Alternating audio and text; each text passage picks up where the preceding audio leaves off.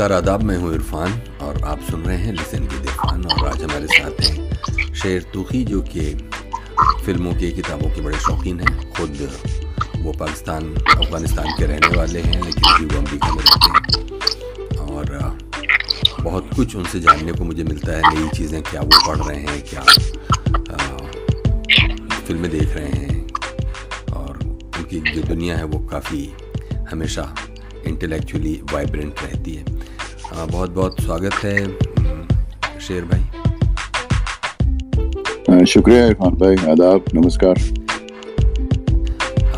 आपसे बात ये करेंगे शेर भाई के जो हम लोगों के यहाँ हिंदुस्तानी सिनेमा में जो दौर एक गुजरा, जिसको हम लोग पैरेलल सिनेमा कह देते हैं या आर्ट हाउस सिनेमा कह देते हैं, तो उस दौर की फिल्मों को आप कैसे देखते हैं, ये हम आपसे जानना चाहेंगे।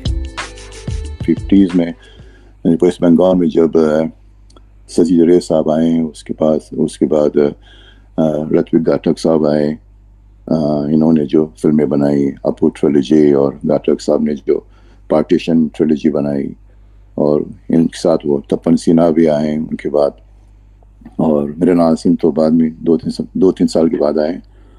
तो इनका तो वहाँ से शुरू हुआ, मतलब मूवमेंट तो वहाँ से भी शुरू हुआ था 50s से। ये जो पैरेलल सिनेमा की मूवमेंट है जी, जो वेस्ट बंगाल की, मतलब ये शुरुआत तो उसी ज़माने से हुई थी, क्योंकि उससे पहले तो ये फिल्में जब बनती थी, मोस्टली म्यूजिकल फिल्में बनती थी नॉर्थ में, जो सो कॉल्ड बॉलीवुड में। फिर मेरे ख्याल में इन लोगों ने थोड़ा सोचा, जो इंटेलेक्चुअल डायरेक्टर्स थे, उन्होंने सोचा कि कुछ नई चीज़ करना चाहिए जो उपन्यासों की बेस पर हो, उनको अडॉप्ट करे। तो मेरे ख्याल में गवर्नमेंट की मदद भी उस ज़माने में मिलनी शुरू हो गई थी। तो ये, और इससे पहले भी, मतलब 40s में भी एक तरह की एक कोशिश चितन आनंद साहब ने की थी, एक फिल्म बना के नीचा नगर, जो मेरे ख्याल में मार्क्स गोरगो की किसी ड्रामे पर बेस्ड थी, द लोअर डेप्थ, जो बाद में अकीरा कुरोसावा साहब ने भी बनाई। तो मूवमेंट तो मेरे ख्याल में वेस्ट बंगाल से शुरू हुई थी, और बाद में ये फैल गई और एरियाज में, जिस तरह नॉर्थ में, साउथ में आपके आदुर गोपाल कृष्णन, उनकी खूबसूरत फिल्में हैं, मतलब जो उन्होंने बनाई। मुझे खुद ज़ातन जो पसंद है वो मुतलिकल है, जो उसका मतलब है दीवारें, जो वकील मोहम्मद बशीर के नावल पर बेस्ड थी, एक कैदी की कहानी है। और बालू महेंद्रा और एक गणेश कसरवाली जो थी, एक घर बनाया था उन्होंने, ये कन्नड़ में जो थी, कन्नड़ में, और गौतम घोष जो पार और इस तरह यात्रा फिल्में बनाई उन्होंने। तो इस तरह के, तो ये मानिकौल बाद में आए हैं। तो मेरा जो परिचय इस सो कॉल्ड पैरेलल सिनेमा से हुआ था, वो तो मिड 70s में हुआ था, जब मैं अफगानिस्तान में हाई स्कूल के ज़माने में, उस वक्त हमारी जो सरकार थी उस ज़माने की, उसकी रुचि थोड़ी सोशलिज्म और कम्युनिज्म की तरफ बढ़ने लगी थी। तो वो चाहते थे कि हम जो जवान नस्ल है, हमें भी थोड़ी सी ये जो एक नई सिनेमा है देखना चाहिए, जिसमें फ्यूडलिज्म की इशू हो, ज़मींदारी और देखानों की, किसानों की समस्याएं हों। तो मुझे याद है कि एक दिन हम क्लास में थे, शायद 8वीं क्लास में थे, जब हमें ज़बरदस्ती सब लड़कों लड़कियों को लेके एक कतार में, बिल्कुल एक सिपाहियों की तरह, हमारी छोटा सा सिनेमा घर जो था हमारे शहर में, वहाँ हमें ये सब ले गए और हमें श्याम बाबू की फिल्म निशान दिखाई, जो हम सबको अजीब सा लगा कि हमने किसी को पहचाना भी नहीं उस पूरी फिल्म में, सिवाय शबाना आज़मी की, और क्योंकि कुछ दिनों पहले हमने अमर अकबर एंथोनी देखी थी, इसलिए उनको पहचान लिया। और बाकी एक नया कलाकार था उसमें, जिनका नाम नसीरुद्दीन शाह था। तो हमें तो बहुत खुशी हुई कि इनका नाम बिल्कुल एक मिलता जुलता नाम है, हमारे लोगों के साथ मिलता जुलता है। तो हमें खुशी हुई थी, एक अपनापन हुआ था कि हमारा भी कोई आदमी वहाँ पे गया है फिल्म बनाने के लिए, या फिल्म बना रहा है। और मेरा तो रिश्ता उसी दिन से शुरू हुआ श्याम बेनेगल की फिल्मों से। और बाद में जब मैं यहाँ यूएसए में आया, तो मैंने इस सारी फिल्मों को फॉलो किया है, जहाँ तक हो सके बहुत तकलीफ़ों के साथ। वो VHS के बुरे बुरे प्रिंट्स ढूंढ ढूंढ के जो मिलते रहे हम देखते रहे। तो ये सिलसिला तो अभी तक चल रहा है, और अभी तक तो हम देखते रहते हैं, जितने भी अवेलेबल थे उस ज़माने में हम उसको देखते रहे। और ये जो रे साहब था, मेरे ख्याल में ये भी इंस्पायर हुए थे वो जो सो कॉल्ड इटालियन न्यूरियलिज्म सिनेमा जो था, जिसमें ये सारे लोग थे, रॉबर्टो रोसोलिनी और फेलिनी, एंटोनियोने, और जो उन्होंने मेरे ख्याल में बाइसिकल थीफ देखी थी उन्होंने दिसेका की, तो वो इंस्पायर हुए थे, उन्होंने अब फिल्म बनाने शुरू किए थे। मुझे ये जानना है आपसे शेर भाई कि जब आपने निशांत देखी, उससे पहले हिंदुस्तानी फिल्मों के बारे में, तब तो आप लोग भी मतलब ऐसा भी नहीं कि कोई ओपिनियन फॉर्म कर पा रहे होंगे, लेकिन अगर याद करें तो हिंदुस्तानी माने हिंदुस्तान में बनने वाली फिल्में हिंदी की ज़्यादातर, उसकी क्या आपके दिमाग में, आपके जहन में क्या उसकी इमेज क्या थी? अब अगर सोचें, इमेज तो बहुत अच्छी थी, क्योंकि हमारे लिए तो बिल्कुल ये सारे हीरोज थे जो जो फिल्में वहाँ से आ रही थी। मतलब हमारे पास तो न कोई टेलीविजन था, न कोई ऐसी सुविधाएं थी कि स्टेज ड्रामे हों, या कुछ रेडियो थी सिर्फ, उसमें कभी कभी ड्रामे होते थे, फिल्में तो बनती नहीं थी, बहुत कम ही एक दो फिल्म अगर बन चुकी होगी। मैं 60s में एक फिल्म बन गई थी या 70s में, जिसका नाम था राबियाई बल्खी, एक हिस्टोरिकल फिल्म थी, बाद में शायद दो तीन और बने होंगे। तो हिंदुस्तानी सिनेमा ही एक वाहिद जरिया था हमारा दूसरी दुनिया से एक लिंक का, एक शनासाई का, जिससे हमें सब कुछ उसी से मिलता था। बाकी ऐसी फिल्में तो हम नहीं देखते थे बाहर की। हाँ, कैपिटल काबुल में फिल्में आती थी, इंग्लिश फिल्में, वो भी ईरान से डब होके आती थी फारसी में, तो लेकिन वो हम तक नहीं पहुंचती थी। बल्कि नई फिल्में भी जो हिंदुस्तानी फिल्में आती थी वो 4-5 साल के बाद हमारे शहर तक पहुंचती थी। तो जो कुछ पैसे वाले लोग थे वो तो दूसरे शहरों से काबुल जाके नई नई फिल्में देखते थे, और फिर आके उसका डिंडोरा भी पीटते थे कि हमने ये देखी, हमने ये देखी। तो हम तो बहुत तरसते थे कब कुर्बानी आएगी, कब क्रांति आएगी, लेकिन वो हमारे नसीब में तो नहीं हुआ। हम तो बाद में यहाँ सब कुछ देखा हमने। तो इस तरह का उनका तो बहुत बड़ा योगदान है हिंदुस्तानी सिनेमा का हमारी कल्चर पे, हमारी जो भी हमने सीखा बाहर की दुनिया के बारे में, वो हम इन्हीं फिल्मों से तो सीखा, और तो कुछ था नहीं हमारे पास, यही फिल्में थी बस। और फिर बाद में जब अमेरिका जाने के बाद जब आपके पास ये मौका भी रहा और शौक़ भी बना रहा, और आपने दुनिया भर का सिनेमा देखते हुए उसके बीच में जब इस दौर की सिनेमा को, जिस दौर के सिनेमा की बात हमने शुरू की थी, जिसको आप कह रहे हैं कि ख़ुद रे और घटक और मृणाल सेन से होती हुई, वो सईद मिर्ज़ा से होती हुई गौतम घोष और यहाँ तक पहुँची, मतलब कुमार शानी मेडिकॉल के दौर तक। तो जब आप दुनिया भर में बनने वाले सिनेमा के बीच में रख के इस दौर के सिनेमा को देखते हैं, तो क्या आपको लगता है कि वो उसमें कोई ऐसी चीज़ है जिसके लिए आप फ़ख्र कर सकते हैं, या कोई खुशी से 4 दूसरी फिल्मों के बीच इनका नाम ले सकते हैं जो फिल्में हमारे इस दौर में बनी? हाँ, मतलब बहुत सी रे साहब की जो फिल्में, आपको ट्रिलॉजी, आप उनको यहाँ की बहुत सी आर्ट फिल्मों की कैटेगरी में उनको ला सकते हैं। उनकी क्वालिटी, उसकी सारी चीज़ें, मतलब और भी फिल्में हैं जो अभी भी मैं समझता हूँ कि जो पैरेलल सिनेमाएं मरी नहीं है। वो सिर्फ वो 90s में जब ये ग्लोबलाइजेशन का एक बलवा आ गया और कुछ डायरेक्टरों या एक्टरों की क्या है तो जो हट गई इस पैरेलल सिनेमा से, और कुछ मैं समझता हूँ ये एक्टरों ने भी थोड़े से आरोप लगाने शुरू कर दिए थे, ये जो पैरेलल सिनेमा की फिल्में करते कि ये तो फिल्में तो बना रहे गरीब लोगों के बारे में, लेकिन खुद इनके अपने बच्चे जो है वो ऑक्सफोर्ड और हार्वर्ड में जाके पढ़ते हैं।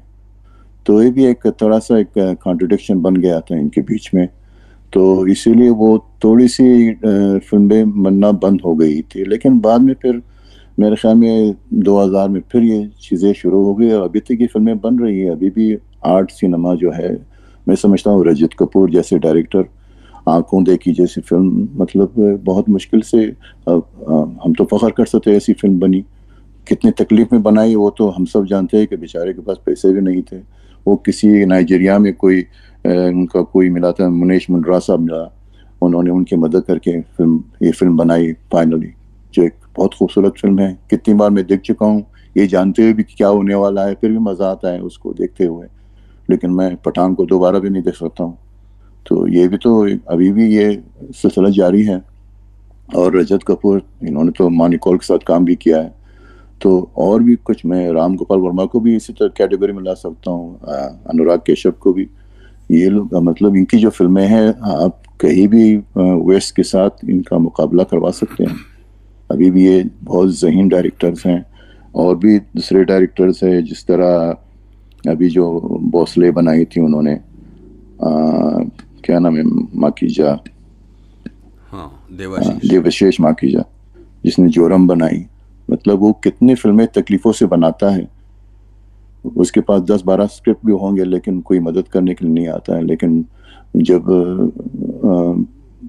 एक्टर लोग जिस तरह मनोज बाजपेयी ऐसे लोग आते हैं मदद करने के लिए, तो एक अच्छी चीज़ सामने आ जाती है।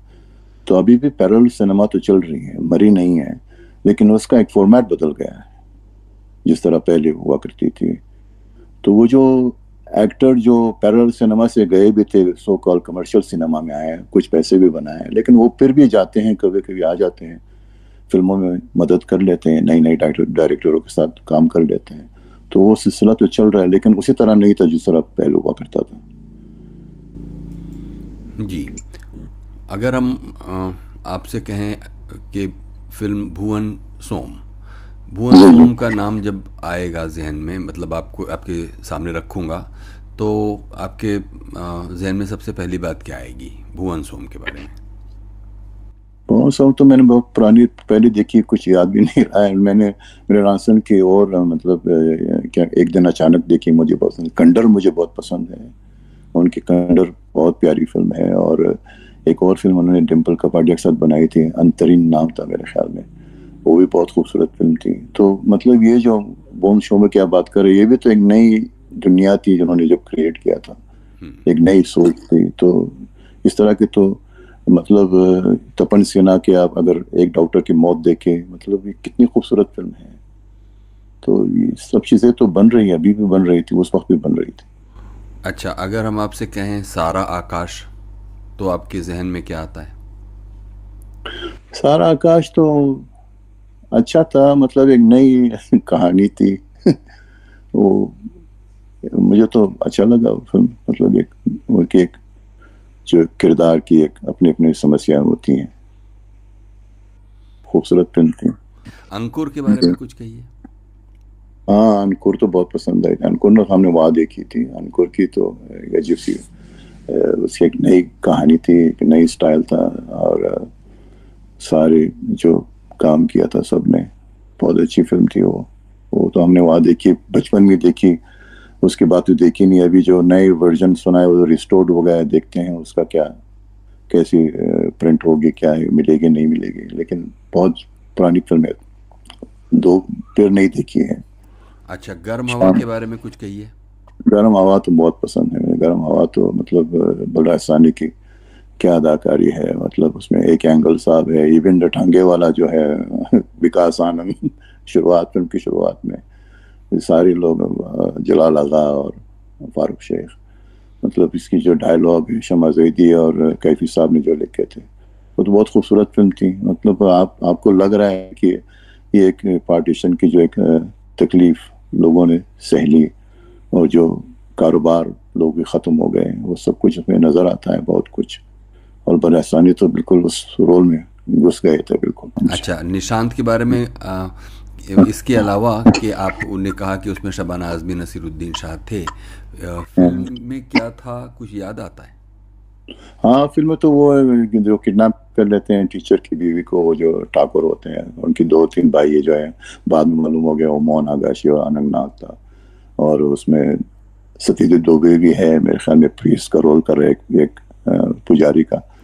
वो तो कहानी बिल्कुल हमें अजीब सा लगा जब हमने देखी फिल्म, क्योंकि उसमें जिस तरह ये सब चीज़ें पहले हमने देखी नहीं थी, सारी चीज़ें फिल्म हिंदी फिल्मों में, बहुत एक रियलिस्टिक कहानी थी उसकी। और उसकी क्लाइमैक्स भी बिल्कुल बहुत डरावनी वाली क्लाइमैक्स थी जब सबको जाके वो मार देते हैं पहाड़ी के ऊपर, नसीर भाई को और शबाना आज़मी को। अच्छा, मंथन के बारे में कुछ कहिए। मंथन के तो वो प्रीति सागर की गाना ये बस बहुत याद है सिर्फ। हाँ हाँ। बाकी इतना ज्यादा अच्छा, याद नहीं। मृगया के बारे में मोर कहिए।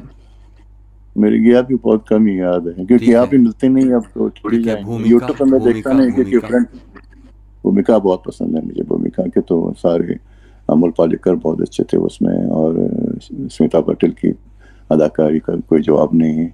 और उसमें सारे आनंद नाग सब लोग, उसकी बहुत अच्छी फिल्म थी। एक रियल बायोग्राफी थी एक्ट्रेस की, कैसे उतार चढ़ाव जिंदगी में उसकी आ जाती है।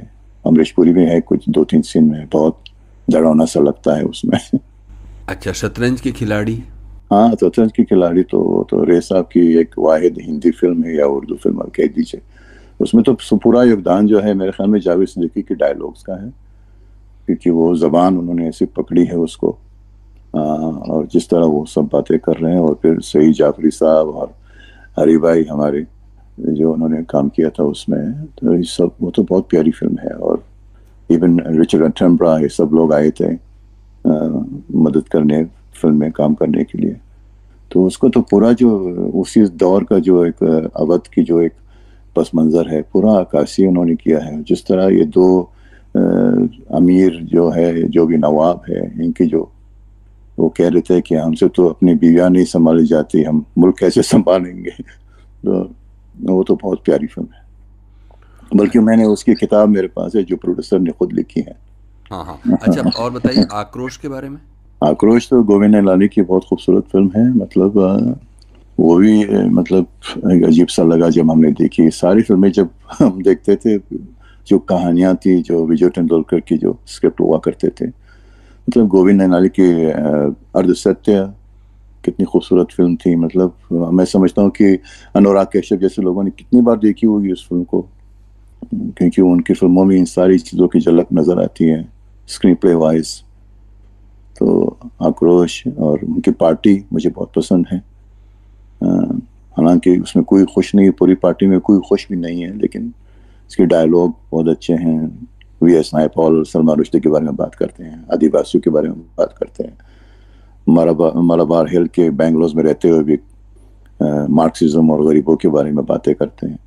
तो वो बहुत एक टप्पर था, मतलब एक अपर क्लास के चेहरे पर। अच्छा, स्पर्श।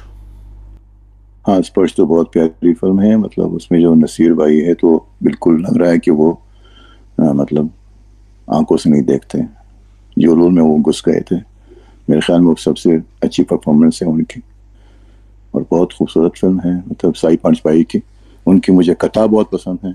हालांकि वो कॉमेडी है, लेकिन बहुत प्यारी फिल्म है, चश्म बदूर। अच्छा, तो जाने भी दो यारों के बारे में कुछ बोलिए। हाँ, जाने भी तो यारो, तो मतलब उसमें कितनी बातें किया जाए। उसमें कोई कॉन्सेप्ट ही नहीं है, लेकिन फिर भी मजा आता है जो बातें हो रही हैं, जो डायलॉग्स है, जो कॉमेडीज है। मतलब उसमें ओमपुरी और पंकज कपूर साहब, मतलब सारी जो लिखाई उन्होंने रंजीत कपूर ने की थी, और कुंदन शाह के साथ। मतलब वो तो एक कल्ट फिल्म है मेरे ख्याल में। मतलब कितनी बार अब उसको देखेंगे। हमने सुना था उसकी कुछ रीमेक या पार्ट 2 बना रहे हुए, नामुमकिन है। जिस तकलीफों से उन्होंने फिल्म बनाई थी, मतलब तो मैंने बहुत शुरुआत में देखी, लेकिन घर में है, लेकिन कभी 2 साल 1 साल में एक बार देखता हूँ उसको। अच्छा, मंडी के बारे में बताइए। हाँ, मंडी तो गुलाम अब्बास की कहानी पर आधारित है। वो भी बहुत अच्छी अच्छी अच्छी मूवी है, फिल्म है। कहानी बहुत अच्छी है। श्याम बाबू की सारी फिल्में मुझे पसंद है सब। इवन उसकी जो टीवी सीरीज है भारतीय खोज और संविधान, बहुत अच्छी मुझे लगी। उनकी तो सारी फिल्में मुझे बहुत पसंद है। कलयुग मुझे बहुत पसंद है, जो महाभारत की रीमेक आप कह सकते हैं। जी। अच्छा, मोहन जोशी हाजिर हो। हाँ, ये सब सईद मिर्जा की मोहन जोशी हाजिर हो, सलीम लंगड़े पे मत रहो। मुझे सलीम लंगड़े पे मत रहो बहुत पसंद है। मुझे पवन मल्होत्रा की काम बहुत पसंद है। उसमें एक दूसरा एक्टर भी था, क्या नाम है उनका, गुप्ता साहब, जो बंसीधर बने हुए थे मिर्जा गालिब में। राजेंद्र गुप्ता। राजेंद्र गुप्ता, वो भी थे उसमें। उनका भी एक छोटा सा रोल है, एक मुस्लिम किरदार है उस फिल्म में। हाँ, वो अच्छी फिल्म थी। पार के बारे में बताइए। हाँ, पार तो गौतम घोष का वो तो बहुत पहले देखी थी हमने। और मतलब उसकी जो एक रियल एक्टिंग थी, जब वो नसीर साहब वो सुअरों को या जानवरों को जो भी है वो दरिया पार कर लेते हैं, आप उसकी सांसों को रुकते हुए देख सकते हैं। जिस तरह वो उसको धक्का दे रहे हो जानवरों को, वो जो एक तड़प है, एक नाउमीदी की जो एक झलक उनकी आंखों में है, वो सारे वो कैमरा कैप्चर करता है। बहुत एक लाजवाब एक्टिंग है। इस तरह की एक्टिंग तो आप लॉरेंस ओलिविये और इस तरह के लोगों की कैटेगरी में डाल सकते हैं, आप जो जान डाल देते हैं अपने रोल्स में। अच्छा, पार्टी के बारे में तो अभी आपने थोड़ी देर पहले कहा शेर भाई, लेकिन पार्टी के बारे में जैसा कि आपने कहा कि वो एक मिडिल क्लास जो खाते पीते घरों में बैठे हुए लोग इसकी बातें करते हैं, कुछ और पार्टी के बारे में अगर आपको याद आता है तो बताइए, क्या इंप्रेशन है आपके जहन में? पार्टी में जो मनोहर सिंह जो राइटर है, उसको पुरस्कार मेरे ख्याल में मिला था, कुछ मिलने वाला है, मिल गया था। तो वो जो बातें कर रहा है कि मैं आदिवासियों के जंगल से गुजर रहा था, लेकिन फिर भी अपनी दरवाजा गाड़ी की जो खिड़की है वो खोल नहीं सकता था, मैं वो बर्दाश्त नहीं कर सकता था उनकी तरफ देखते हुए। मतलब इतना बड़ा राइटर होते हुए भी, कामयाबी के शिखर पर पहुंचते हुए भी, फिर भी वो कितना कमजोर था, सच्चाई से बहुत दूर भागता था। मतलब इस तरह का उसका बहुत अच्छा किरदार था उनका। और भी है, मतलब नसीर भाई नजर नहीं आ रहे, इनकी आवाज आ रही है, जो भी आदिवासी के किसी जंगल में गए होंगे मेरे ख्याल। ओमपुरी सिर्फ आ रहे हैं, नरेट कर रहे हैं, हमें बता रहे हैं। जो वो वाहिद एक्टर है जो फिल्म में नहीं है, सिर्फ आवाज है उनकी, नसीर साहब की। एक रुका हुआ फैसला के बारे में बताइए। हाँ, एक रुका हुआ फैसला 12 एंग्री मैन की, मतलब सिडनी लोमेट जो मेरा पसंदीदा डायरेक्टर है, मतलब जिन्होंने 50s में ये फिल्म बनाई थी। और फिर मेरे ख्याल में फिर बासु चटर्जी ने इसकी रीमेक बनाने की कोशिश की, लेकिन मतलब उस तरह तो नहीं है, आप उसके कंपैरिजन तो नहीं कर सकते हैं जो ओरिजिनल थी। मतलब हाँ, उसमें कलाकार है सब, अनु कपूर है, सब लोग है। लेकिन मैं क्या कहूँ इसके बारे में। अच्छा, मिर्च मसाला के बारे में कहिए।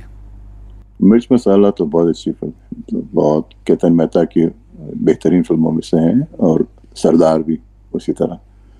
मतलब उसकी जो क्लाइमेक्स है, हम तैयार नहीं थे उसके लिए, जो मिर्चे उनके चेहरे पे डाल देते हैं वो दारोगा के ऊपर।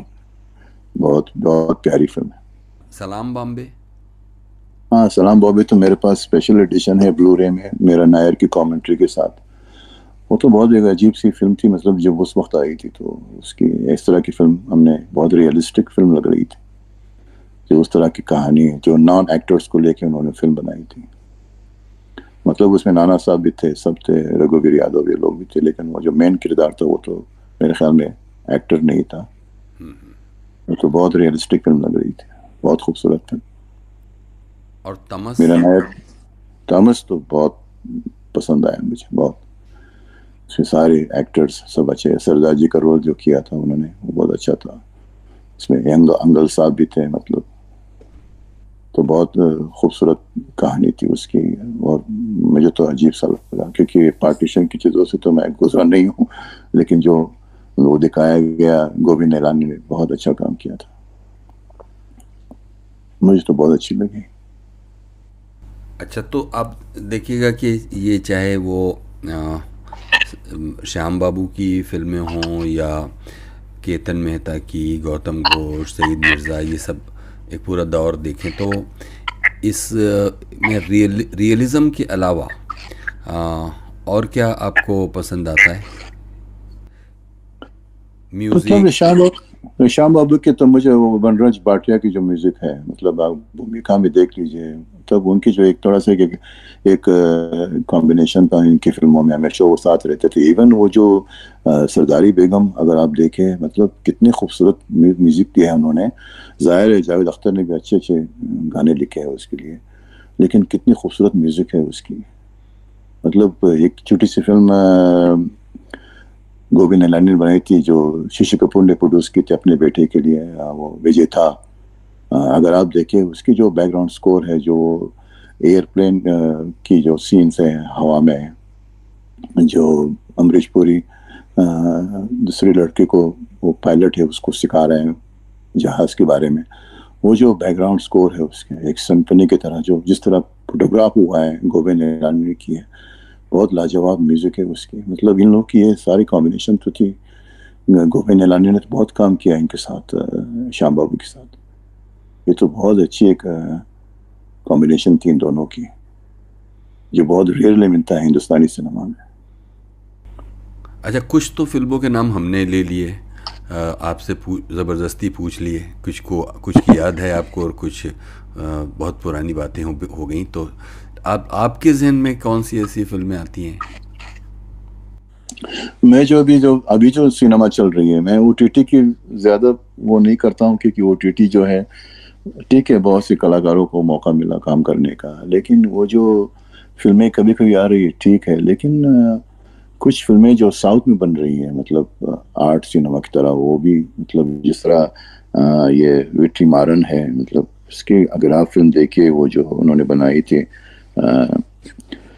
क्या नाम था, विसरानी इंटरोगेशन के नाम से, वो नेटफ्लिक्स पर है। मतलब इतनी खूबसूरत फिल्म, एक आर्ट फिल्म, बहुत प्यारी फिल्म बनाई थी उन्होंने। एक दूसरी फिल्म थी जो मुझे नींद नहीं आ रही थी जब मैंने वो फिल्म देखी, ये तमिल फिल्म है, 2 साल में पहले बन गई थी। जो डायरेक्टर है वो एक खातून है, औरत है, वो पेशे से शायद जर्नलिस्ट थे, लेकिन उसने ये फिल्म बनाई है। उनका नाम है प्रिया कृष्ण स्वामी, और फिल्म का नाम है बारम। बारम का मतलब है बोझ, बर्डन।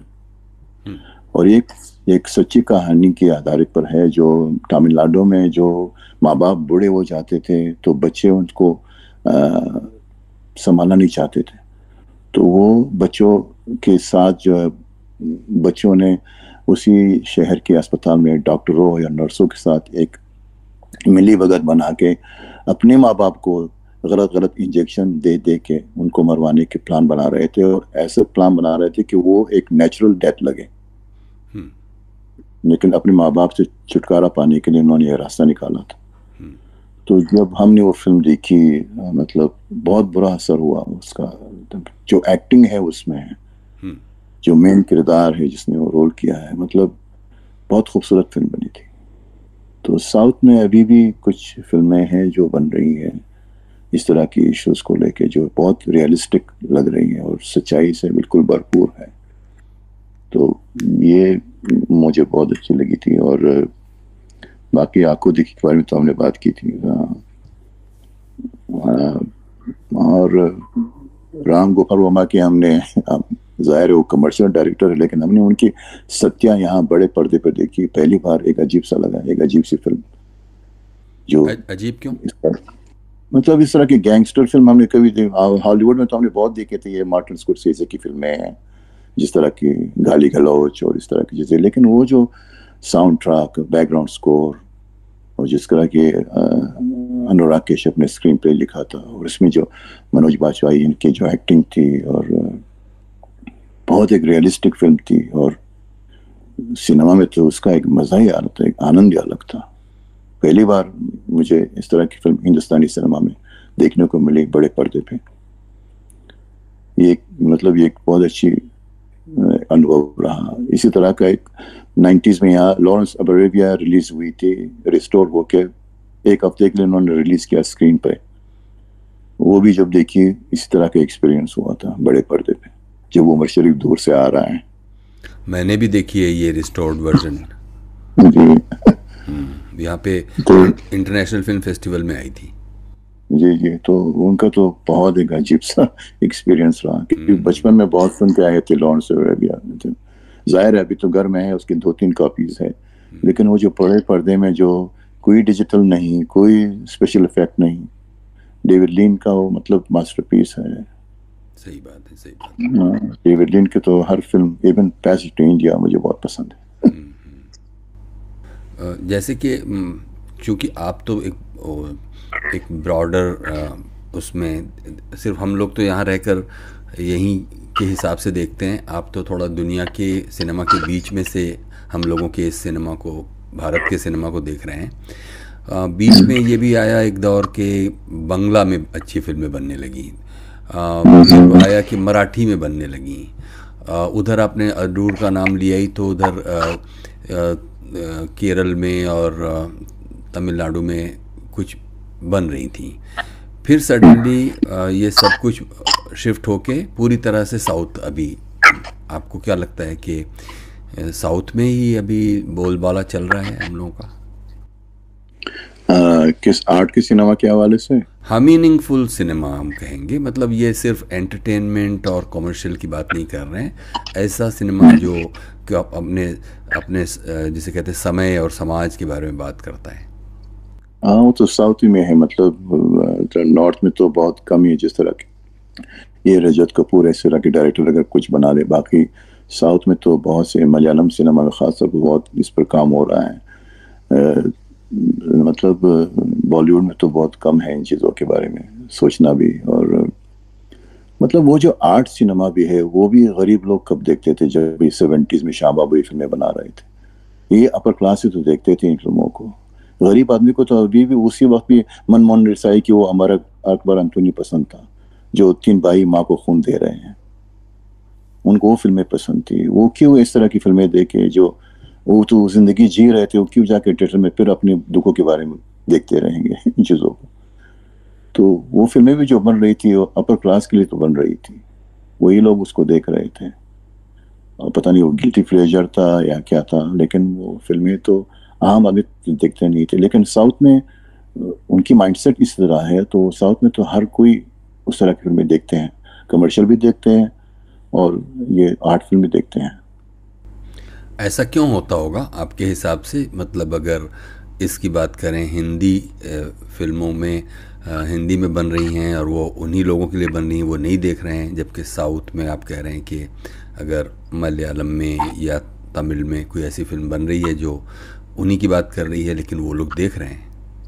क्योंकि उनके जो इश्यूज है वो उसी के ऊपर तो बना रहे फिल्में, उसी की जो भी उनकी चारों तरफ जो चीज़ें हो रही हैं उसी की तरफ, उसी के बारे में बना रहे फिल्में। और उनके कल्चर में भी है, मेरे ख्याल में उनके धर्म और मज़हब में भी इन चीज़ों की कुछ चलन है, तो इसीलिए शायद वो रिलेट कर पाते हैं। और फिर एजुकेशन का भी सवाल है, वहाँ तो लिटरेरी रेट बहुत हाई है। मतलब आप केरला में देखें, कम से कम हर आदमी हाई स्कूल पास तो है, मतलब तो ये सारी चीज़ें तो अफेक्ट कर लेती हैं। और वो डिमांड कर रहे हैं कि किस तरह की फिल्में बनाएं। जब आप डिमांड करेंगे तो लोग बनाएंगे। तो नॉर्थ में तो इसकी डिमांड ही नहीं है आर्ट फिल्म की, वही तो तकलीफ होती है जिस तरह की रजत कपूर ऐसे लोगों को जो भी अपनी फिल्में बनाना चाहते हैं, कोई इनको पैसा भी नहीं दे रहा है। तो ये तो बहुत स्ट्रगल चल रही है वहाँ पे। ये जो ब्लॉकबस्टर बन रहे हैं मल्टीप्लेक्स में, ये आर्ट फिल्म तो घुसेगा भी नहीं, वो तो एक दिन भी नहीं चलेगा तो ये तो बहुत, ये OTT आया है अभी, इसकी हनीमून कब तक चलेगी मुझे पता नहीं, क्योंकि इसको भी ये लोग ख़राब करने वाले हैं। जिस तरह की गलत चीज़ें, मवाद ये लोग भेज रहे हैं हिंदुस्तान से, बुरे मिनी सीरीज जिसमें गाली गलौज, नूडिटी, जो कल्चर से बहुत दूर हो सकती है। मतलब पता नहीं, उसकी तो रोकथाम नहीं है, सेंसर बोर्ड नहीं है मेरे ख्याल में। तो ये हनीमून पता नहीं कब तक होगा, चलेगा। ये बहुत मुझे खतरा है कि ये दरवाज़ा भी बंद हो जाएगा, फिर क्या करेंगे लोग। अच्छा, बीच में तो आप 2-3 बार रजत कपूर का नाम आया, लेकिन इनके अलावा और कौन से ऐसे फिल्म मेकर्स आप देखते हैं जो थे, जिनके अंदर पोटेंशियल तो था, लेकिन उनको वो सपोर्ट, वो उनको प्रोत्साहन नहीं मिला, और फिर वो पूरा पोटेंशियल हम उनका नहीं देख पाए? ऐसे कौन से फिल्म मेकर्स आपको लगता है कि वो और बनाते तो हम कुछ और चीज़ें देख पाते? अभी तो देखता हूँ, सोचता हूँ, याद रहे तो मुझे, क्योंकि अभी किसने याद नहीं रहते इस तरह की कि कोई हो अभी। हाँ, दिमाग में नहीं आ रहा है। ठीक है, ऐसा कोई। ठीक है। अच्छा, ये बताइए, आप जो अमेरिका में रहते हुए जो इंडियन कम्युनिटी और इंडियन, या कहिए कि हम लोगों के साउथ एशियन लोगों के साथ मिलते हुए, वो उनका क्या वो रहता है इम्प्रेशन हम लोगों के इस सिनेमा एक्टिविटी को लेकर? मेरे ख्याल में उनको तो एक नॉस्टैल्जिया है, जो कि आपकी फिल्में रिलीज होती है वो सिनेमा में जाके देखते हैं, वो सिर्फ इसलिए देखते हैं, उनको तो भाषा भी नहीं आती है। वहाँ से बच्चों को तो हिंदी आती भी नहीं है, तो सब टाइटल पढ़ के देखते हैं, या माँ बाप जबरदस्ती लेके ले जाते हैं। तो हम भी अपने बच्चों को ले जाते थे, मोहब्बतें देखो, कभी खुशी कभी गम देखो, शाबाश शाबाश, वो घर में आके नाचते हम खुश होते थे। मतलब ये तो सारी फिल्में तो इनके लिए बन रही है, मतलब डायस्पोरा के लिए बन रही हैं। पूरा मार्केट तो अब यहाँ है, तो इनके लिए वो कहानियां भी इसी तरह होती हैं। बॉलीवुड की फिल्मों में तो आधे से ज़्यादा तो अंग्रेजी में बातें होती हैं, तो इनको तो इस तरह की मवाद चाहिए, उनको मिल रही हैं। अब पता नहीं वो रिलेट कर पाते या नहीं कर पाते, वो अलग बात है। लेकिन यहाँ के तो भाषा के बहुत मसले हैं जो मुझे कभी मालूम नहीं था। मैं सोचा सारे हिंदुस्तान में सब लोग एक ही जबान में बात करते हैं, ये तो बाद में मुझे मालूम हुआ यहाँ पे या आपस में ये लोग कितने एक दूसरे से मिलते नहीं हैं, बात नहीं करते हैं। तो मिलते भी है तो अंग्रेजी में बात करते हैं। मेरे साथ खुद काम करते हैं हिंदुस्तानी है, मलयालम है, जो भी है, उनको हिंदी आती है लेकिन वो शर्म आती है उनको हिंदी बात करते हुए। उनसे ज्यादा मैं जानता हूँ उनके कल्चर के बारे में, वो खुद कहते हैं। तो उनको कोई एहसास ही नहीं है। वो जो फिल्में बन रही हैं उससे रिलेटेड, उससे भी एंटरटेनमेंट है उनके लिए, वो जाके देखते हैं थिएटर में, उससे उनको क्या लुत्फ मिलता है, एक नॉस्टैल्जिया है बस। कॉन्सर्ट आते हैं तो ये लोग जाते हैं उधर, पैसा बनाने के लिए लोग आ जाते हैं कॉन्सर्ट में, इन चीज़ों में शोज होते हैं। लेकिन मैं नहीं समझता हूँ उनकी कोई इस तरह की कुछ चीज़ हो। लेकिन ये जो साउथ वाले हैं उनके अगर आप फिल्म देखें, यहाँ रिलीज होती है वो जिस तरह तेलुगु फिल्मों में होता है, 100 गाड़ियाँ आ जाती है, इस तरह ये लोग भी आ जाते हैं फिल्म की शुरुआत के दिन में गाड़ियों में, जिस तरह साउथ में करते हैं। उसी मैं एक बार गया था गलती से रजनीकांत की फिल्म देख के, फिर मैंने तौबा कर दिया, क्योंकि मैंने फिल्म देखी नहीं। सारे लोग उठ जाते थे, पैसे फेंकते थे, डांस करते थे। यहाँ हमने जाना ही बंद कर दिया। कम से कम नॉर्थ में लोग बैठ जाते हैं, फिल्म देखते हैं, नॉर्थ वाले की जो है बॉलीवुड की जो फिल्में तो साउथ का अलग कल्चर है। यहाँ अमेरिका में होते हुए अपनी गाड़ियों में आ जाते हैं, लंबे लंबे गाड़ियों में, वो तेज रफ्तार गाड़ी में आ जाते हैं, लाइन लगा के खड़े हो जाते हैं। तो लेकिन ठीक है, उनके लिए एंटरटेनमेंट है, लेकिन मैं नहीं समझता वो रिलेट कर लेते हैं इनसी फिल्मों से। उनको चीजें बहुत मिलती हैं यहाँ, लेकिन मार्केट तो है, बहुत बड़ा मार्केट है। अच्छा, तो ये जो हम लोगों का जिस सिनेमा के दौर के बारे में हमने बात शुरू की थी, उसको अब ख़त्म करने की तरफ आखिरी बात पूछते हैं आपसे कि ये सब जो फिल्में शेल्फ में हैं, वो क्या उनको ये जो जनरेशन आपको लगता है कि जिसको हम लोग जेन जेड और जेन एक्स कहते हैं, उनके लिए वो किसी तरह के कुछ भी एंगेजमेंट ऑफ़र करती है, या फिर वो डेटेड हो गई है? मतलब ये फिल्में जितनी हमने नाम, कुछ हमने लिए कुछ आपने लिए, तो ये दुनिया इनके लिए किसी काम की है इस जनरेशन के लिए? मैं नहीं समझता हूँ बहुत कम आएंगे काम में, मतलब इनके। मैं जो सात समंदर पार देख रहा हूँ, ये तो एक तरह की अलग केस है, लेकिन मैं नहीं मानता कि इनकी जो अपनी वहाँ की जो सभ्यता के लोग हैं या इन चीज़ों की वैल्यू समझते हैं। मैं नहीं समझता हूँ कि वो लोग देखते होंगे, बहुत कम है जो लोग देखते हैं इन फिल्मों को, या इनको अपने पास आर्काइव की तरह रख के या अपने घर में रख के। मैं जितनी भी अपनी हिंदुस्तानी भाइयों के घर में गया हूँ, मैंने कभी कुछ चीज़ देखा नहीं कि वहाँ पे कोई फिल्म हो, कोई चीज़ हो। तो मैं नहीं समझता हूँ कि ये बस हम जैसे लोग जो सिनेफाइल सो कॉल होते हैं उनके मन में रहेगा बस, बहुत, या किसी आर्काइव, किसी म्यूजियम की पीस बन जाएगी एक दिन। ऐसी मैं नहीं समझता हूँ कि ये आने वाले नस्ल में मुंतकिल हो जाएगा ये। और एक बहुत मायूसकुन पॉइंट ऑफ व्यू है, मैं माफ़ी चाहता हूँ। नहीं, ठीक है, ये आपका व्यू है तो क्यों नहीं। ये बताइए कि आपकी हम लोगों की जो फिल्मी ये वाली दुनिया है, इनके लोगों में से किसी से आपकी मुलाकात कभी हुई या कभी मिलने का आपका दिल किया? नहीं, कभी मिलने का दिल तो नहीं किया। एक शुरुआत में जब हम नए नए आए थे, हमने 2-3 खत भेजे थे, क्योंकि हम शमा रिसाला पढ़ते थे मैगजीन जो है, उसमें वो आखिरी पेज में एड्रेस हुआ करते थे एक्टरों की, सबकी। तो हमने उस जमाने में जब नए नए आए थे तो उसमें हमारी टूटी फूटी अंग्रेजी में हमने 2-3 खत भी लिखे हैं, जो पता नहीं पहुंचे नहीं पहुंचे, अब कहीं दिया मैं बताऊंगा नहीं मैंने किसको लिखे थे। लेकिन वो एक सपना तो होता है ना जवानी में। लेकिन इस तरह की किसी खास ऐसे कॉन्सर्ट में हम पहले जाते थे, अब तो वो भी नहीं जाते हैं। यहाँ भी लोग आ जाते थे कभी कभी शो करने के लिए। कल्याण जी आनंद जी से मैं एक बार मिला हूँ, आनंद जी से मिला हूँ एक बार, या शो के लिए आए थे। और मेरा छोटा भाई मेरे ख्याल में वो शेखर कपूर से एक बार मिला था, वो किसी फिल्म के सिलसिले में आया था। तो आते रहते हैं ये लोग, आते रहते हैं, लेकिन हमें मौका मिलता नहीं कभी मिलने का, जाने का। अच्छा, अपनी इन्हीं दिलचस्पियों की वजह से आपने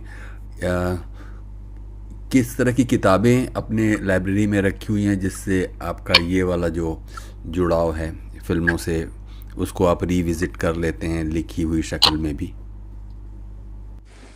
फिल्में तो मतलब जो बहुत सी जो हिंदुस्तानी सिनेमा के बारे में जो है वो तो किताबें बहुत ज़्यादा है। मतलब दिलीप कुमार के बारे में, देव साहब के बारे में, और इस तरह की चीज़ें तो वो सालाना एक बार पढ़ता ही रहता हूँ। नई नई चीज़ें भी तो आती रहती है, वो भी मंगवाना पड़ता है पढ़ने के लिए।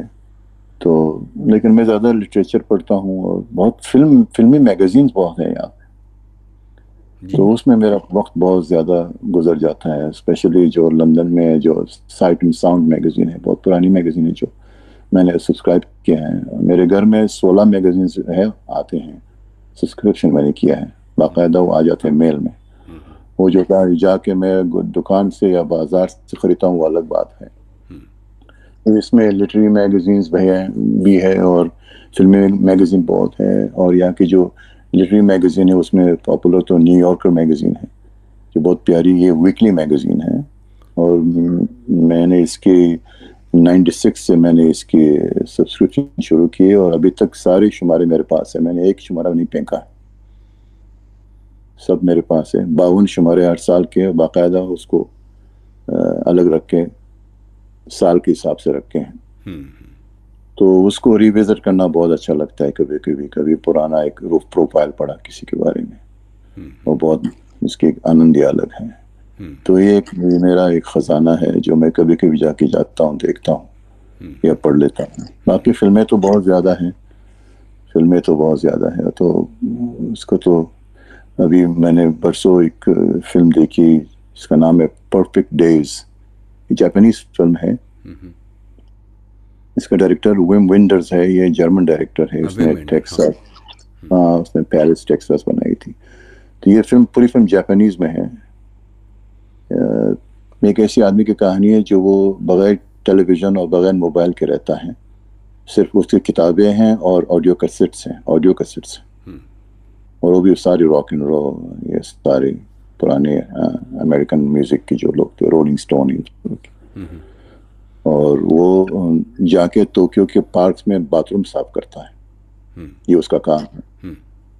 उसका अपना एक रूटीन है, सुबह उठता है, अपने दांत साफ करता है, फिर पौधों को पानी देता है, फिर घर से निकलता है, घर के दरवाजे के पास एक कोक मशीन है, सोडा लेता है, गाड़ी में बैठ जाता है, अपना एक ऑडियो कैसेट डाल देता है और जाता है पार्क में बाथरूम साफ करने। और जिस तरह बाथरूम साफ कर रहा है, उसके पास सारे औजार है, सारे टूल है।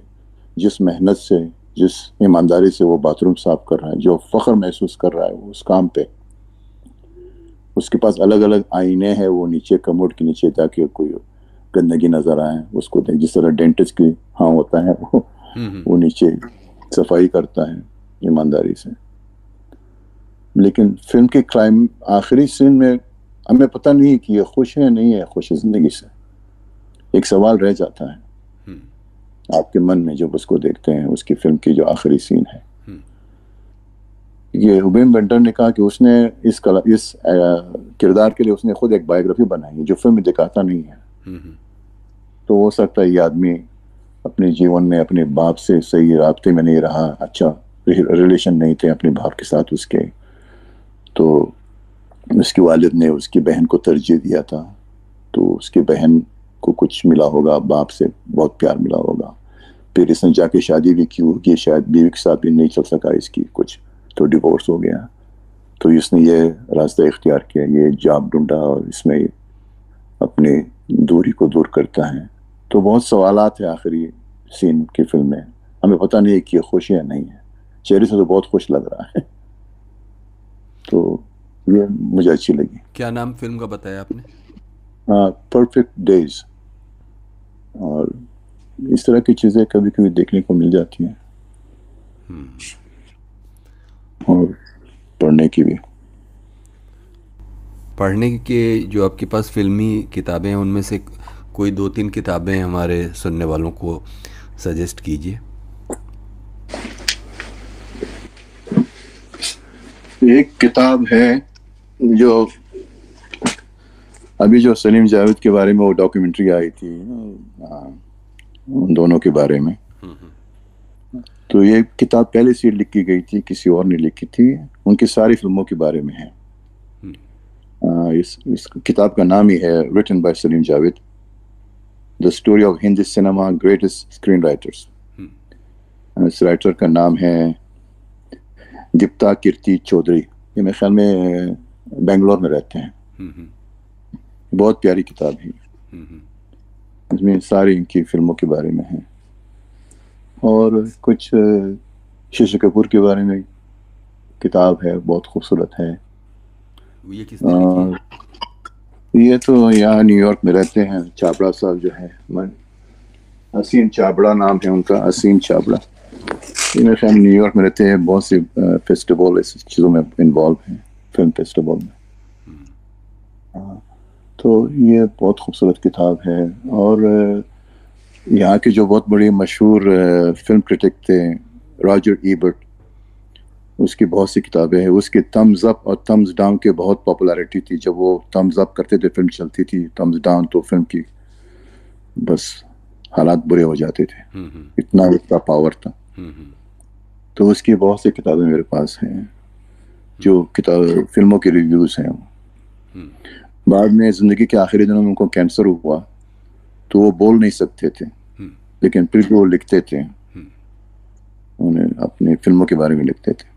अभी भी एक वेबसाइट उसी के नाम पे चल रहा है, जो और लोग जाते हैं उस पर लिखते हैं, रिव्यू करते हैं। तो इस तरह की चीजें हैं फिल्मों के बारे में।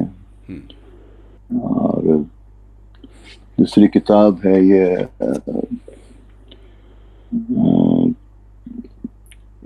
गैंग्स ऑफ वासेपुर के बारे में, कैसी बनी थी। और ये सत्य के बारे में ये किताब है, वो कैसी बनी। दोनों अच्छी किताबें हैं।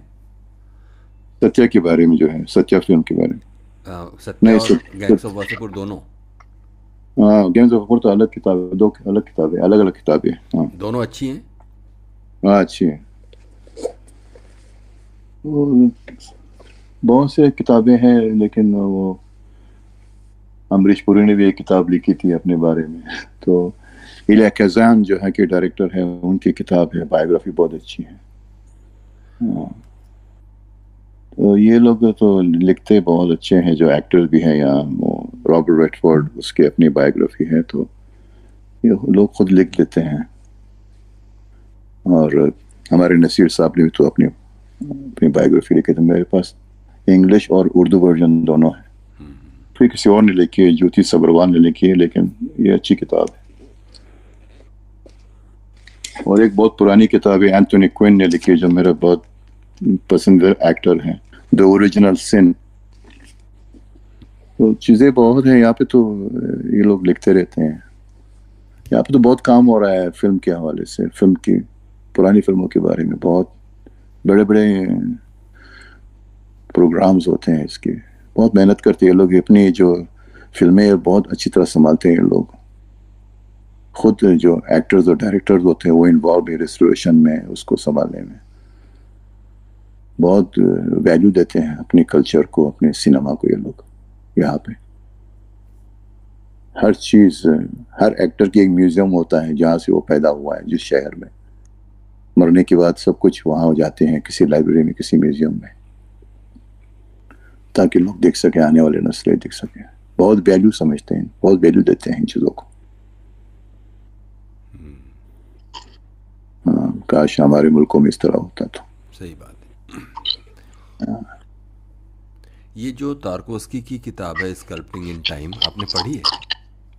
नहीं, मैंने नहीं पढ़ी है, लेकिन टॉल्स्टॉय की फिल्में तो हमने देखी है। उसके बेटे ने एक डॉक्यूमेंट्री उनके ऊपर बनाई है, वो अच्छी है। वो टॉल्स्टॉय के बेटे ने बनाई है। अच्छा। टॉल्स्टॉय की फिल्में बहुत, मुझे तो ज्यादा, मैंने मिरर देखी उस दिन मुझे समझ में नहीं आया। बहुत अलग अलग प्लॉट्स होते हैं फिल्मों में उनकी, तो बहुत पता नहीं क्या है, लेकिन वो देखना जरूरी है। एक बार तो देखना पड़ता है। सही बात। तो हमारी तरफ से हुई है आज की चर्चा की बातें, सवाल खत्म हुए हैं। जी जी, आप बताइए, आप क्या बताएंगे, बताना चाह रहे हैं?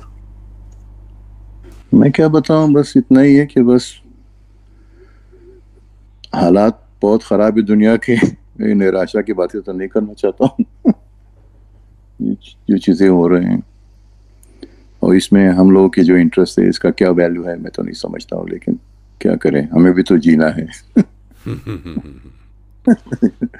नहीं तो बस यही कि बस दुनिया में शांति रहे, अमन रहे, लोग एक दूसरे से मिलते रहे, प्यार करते रहे। मैं फैज साहब की दुआ सुनाऊं आपको? जरूर जरूर। उसी पे खत्म करेंगे। आइए हाथ उठाए हम भी, आइए हाथ उठाए हम भी, हम जिन्हें रस्म दुआ याद नहीं, हम जिन्हें सोज़ मोहब्बत के सिवा कोई बुत कोई खुदा याद नहीं। आइए हर्ज गुजारे कि निगारे हस्ती, आइए हर्ज गुजारे कि निगारे हस्ती, जहरे अमरोज में शीरीनी फरदा भर दे। वो जिन्हें था भी गिरा बारी अय्याम नहीं, उनके पलकों पे शब रोज को हल्का कर दे। जिनकी आंखों को रुख सुख का यारा भी नहीं, उनकी रातों में कोई शम्मा मुनव्वर कर दे। जिनके कदमों को किसी राह का सहारा भी नहीं, उनकी नजरों पे कोई राह उजागर कर दे। जिनका दिन पैरवी कज़्ब रिया है, उनको हिम्मत कुफर मिले, जुर्रत तहकीक मिले। जिनकी सर मुंतजर तेग जफा है, उनको दस्ते कातिल को झटक देने की तौफीक मिले। इश्क का सर निहाद जहां तपा है, जिससे आज इकरार करे और तपिश मिट जाए। हर्फ हक दिल में कटकता है जो कांटे की तरह, आज इकरार करे और खलिश मिट जाए। शुक्रिया। बहुत बढ़िया, बहुत शानदार, बहुत ही अच्छा। हम कह रहे हैं कि आपने पहले हमको, जिसमें जावेद साहब ने एक किताब का जिक्र किया, और वो किताब फैज साहब की आपके पास पहले से थी, वो क्या किताब है? वो तो नुस्ख़ा-ए वफ़ा नाम है उसका। वो क्या है? वो भी शेर शायरी है। हाँ हाँ, पूरी वो 2-3 किताबों की एक मिश्रण है। उसमें से कोई नज्म सुनाइए। 1 मिनट में देखता हूँ। इस नज़म का उन्वान है मेरे हमदम मेरे दोस्त। गर मुझे इसका यकीन हो मेरे हमदम मेरे दोस्त, गर मुझे इसका यकीन हो कि तेरे दिल की तकन, तेरी आंखों की उदासी, तेरी सीने के जलन, मेरे दिल जोई मेरे प्यार से मिट जाएगी। गर मेरा हर्फ तसल्ली वो दवा हो जिससे जी उठे फिर तेरा उजड़ा हुआ बेनूर दिमाग, तेरे पेशानी से डुल जाए ये तजलील की दाग, तेरे बीमार जवानी को शफा हो जाए। गर मुझे इसका यकीन हो मेरे हमदम मेरे दोस्त, रोज़ और शब शाम और सहर मैं तुझे बहलाता रहूं, मैं तुझे गीत सुनाता रहूं, हल्की शीरीन आबशारों की, बहारों की, चमनजारों की गीत, आमद सुख की, महताब की, सयारों की गीत। तुझसे मैं हुस्न मोहब्बत की एक आयात कहूँ, कैसे मगरूर हसीनाओं की बर्फाब से जिस्म गर्म हाथों की हरारत में पिघल जाती है, कैसे एक चेहरे की ठहरे हुए मानूस नकोश देखते देखते यकलख बदल जाती है। किस तरह आरिज़ महबूब का शफाफ बिलौर यक बयक बादई अहमर से दहक जाता है, कैसे गुलचीन के लिए झुकती है खुद शाख गुलाब, किस तरह रात का ईमान महक जाता है। यूं ही गाता रहूं तेरी खातिर, गीत बुनता रहूं पीता रहूं तेरी खातिर, फिर मेरे गीत तेरे दुख का मदावाई नहीं, नगमा जरा नहीं मौन सुगम ख्वारी सही, गीत नश्तर तो नहीं मरहम आजार सही, तेरे आजार का चारा नहीं नश्तर के सिवा, और ये सफाक मसीहा मेरे कब्जे में नहीं, इस जहां की किसी ज़ेह-रूह के कब्जे में नहीं, हाँ मगर तेरे सिवा, तेरे सिवा, तेरे सिवा। शुक्रिया। वाह क्या बात है, बहुत बढ़िया बहुत बढ़िया। शेर भाई ये तो नज़्म मैंने पहली बार सुनी, मतलब मेरे पास जो हैं इनकी किताबें उसमें ये है नहीं शामिल लगता है। हाँ तो ये कभी कि मैं मेमोराइज करता हूँ चीज़ों को, लेकिन यहाँ पे एक बहुत बड़े प्रोफेसर हुआ करते थे, हैरोल्ड ब्लूम नाम था उसका, BLOOM। ये पढ़ाते थे, शेक्सपियर की बड़े एक्सपर्ट थे। तो उन्होंने कहा था एक अपनी इंटरव्यू में, वो चल बसे अभी, कि हर इंसान को कुछ ना कुछ मेमोराइज करना चाहिए, शायद वो चाहे वो पेज का नॉवल का एक पन्ना हो, या शेक्सपियर के एक सोनेट हो, या कोई शेर हो, क्योंकि जब आप अस्पताल में ज़िंदगी के आखिरी दिनों में अकेले उधर पड़े रहते हैं, ये चीज़ें बहुत काम आती हैं। आप इसको दोहराते रहते हैं और यही आपके अकेलेपन को दूर करती है। तो हमने उनके तजवीज़ को लेके बहुत सी चीज़ें मेमोराइज की हैं। तो तो मेमोराइज वाली सुनाइए।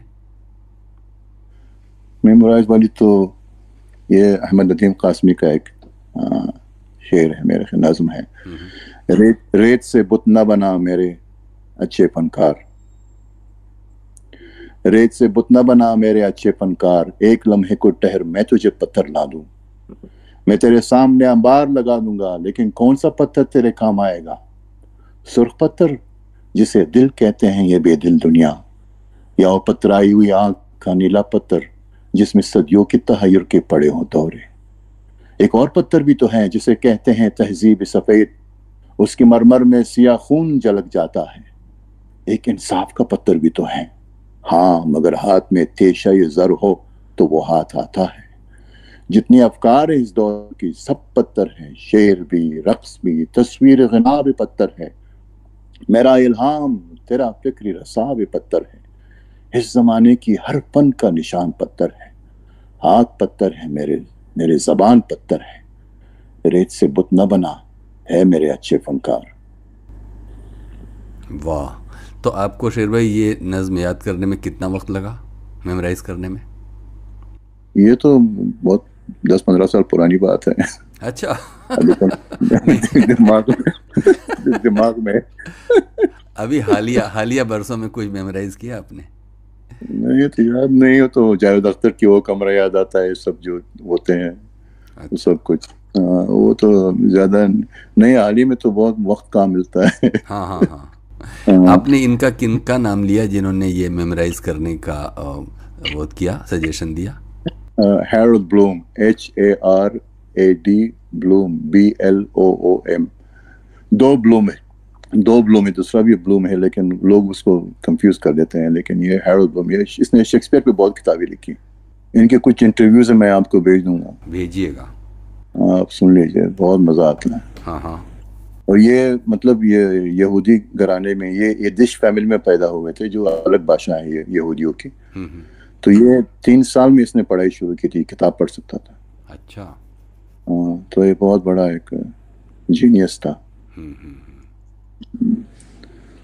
इसने बहुत सी किताबें लिखी है, how to read and why, बहुत अच्छी किताब है उनकी। How to read and why. अच्छा। तो बहुत सी किताबें उन्होंने लिखी है। यहाँ पे चीजें बहुत है, लेकिन वो आपको शिकार करना पड़ता है। मेरे घर के पास 5 पब्लिक लाइब्रेरीज हैं, और ये बिला नागा मैं जब से मैं आया हूँ, मैं काम जाने से पहले मैं एक ही लाइब्रेरी की ज़ियारत तो ज़रूर करता हूँ। मैं उसको एक ज़ियारत ही समझता हूँ, एक पूजा की तरह मैं जाता हूँ, क्योंकि एक उम्मीद रहती है कहीं एक अजीब व गरीब किताब मिल जाए, कहीं पुराना कोई चीज़ मिल जाए।